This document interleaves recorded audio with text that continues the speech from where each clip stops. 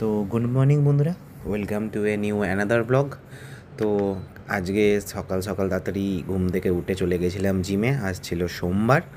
তো সোমবারে সকাল সকাল জিম ফিম করে তারপরে বাড়ি চলে আসলাম। জিম ফিম করার পর বাড়ি এসে ঠাকুরের মাথায় জল ফল, শিবের মাথায় জল ঢালার পর চলে গেছিলাম আমাদের ভোগ বিতরণী অনুষ্ঠানে। আমাদের ভোগ বিতরণী অনুষ্ঠান ছিল আমাদের কালনায় মা মহিষমর্দিনী পুজোর ছিল নবমী।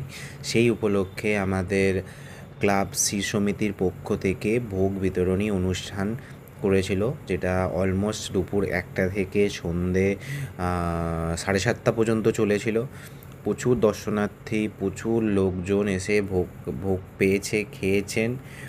তো দেন তারপরে ভোগ বিতরণী অনুষ্ঠান করতে করতে প্রচুর টায়ার্ড হয়ে গেছিলাম। দেন তারপরে বাড়ি চলে আসার পর ফ্রেশ মেশ হয়ে দেন আমরা বেরোতাম মেলার উদ্দেশ্যে। তো আমাদের কালনায় যে মহিষমর্দিনী পুজোর যে মেলাটা চলছে, সে মেলার উদ্দেশ্যে বেরোতাম। তো মেলার উদ্দেশ্যে বেরিয়ে প্রথমেই চলে গেছিলাম আমার নাগরদোলনা সেকশানে। মানে ওই জায়গাটায় মানে বেশ মানে বড় হয়ে যেতে পারি, কিন্তু মানে যতই হোক বড় হলেও যে মনের ভেতর যে একটা বাচ্চা ভাবটা, ওইটা তো আজ মানে সবার ভেতরেই থাকে। তো সেই বাচ্চা ভাবটা আমাদের ভেতর থেকেও যায়নি, তো চলে গেছিলাম। অনেক দিন পরে মরণকূপ এসেছিলো, তো মরণকূপটা জাস্ট দেখার জন্য গেছিলাম। খুব সুন্দর লাগছিলো মরণকূপ দেখতে, অনেক দিন বাদে দেখলাম। দুটো বাইক, দুটো 4 চাকা কন্টিনিউ ঘুরছে, আর অলমোস্ট প্রায় 300 কাছাকাছি লোকজন ছিল।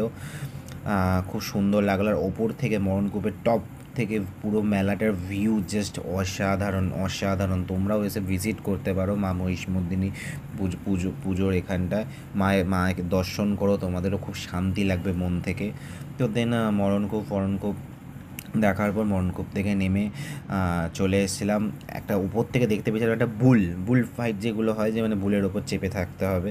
তো ওই জায়গাটাতে চলে এসেছিলাম, জাস্ট ওই জায়গাটা মানে আমি ট্রাই করব বলে। তো দেখতেই পাচ্ছ তোমরা, বুলের এখানে চলে এসেছি। তো বুলটা টিকিট ছিল মাত্র 50 টাকা, মরণকূপেরও 50 টাকা, বুলেরও 50 টাকা। তো টিকিট কাটার পর মানে এটা একটা বুলের মানে নিয়ম ছিল যে তুমি দুবার যদি বুল তোমাকে ফেলে দেয় তাহলে তুমি ডিসকোয়ালিফাই, মানে তোমাকে তখন চলে আসতে হবে। আর যদি তুমি বুলের ওপর চেপে থাকো, বুল যদি না ফেলতে পারে, তুমি যদি 1 ঘন্টা চেপে থাকতে পারো, 1 ঘন্টা ধরেই ও রাইডটা তুমি চাপ করতে পারবে।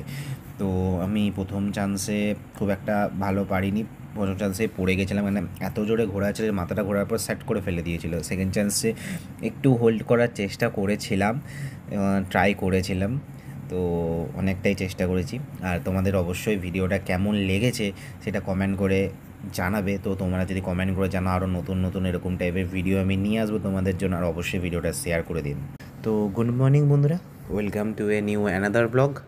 তো আজকে সকাল সকাল তাড়াতাড়ি ঘুম থেকে উঠে চলে গেছিলাম জিমে।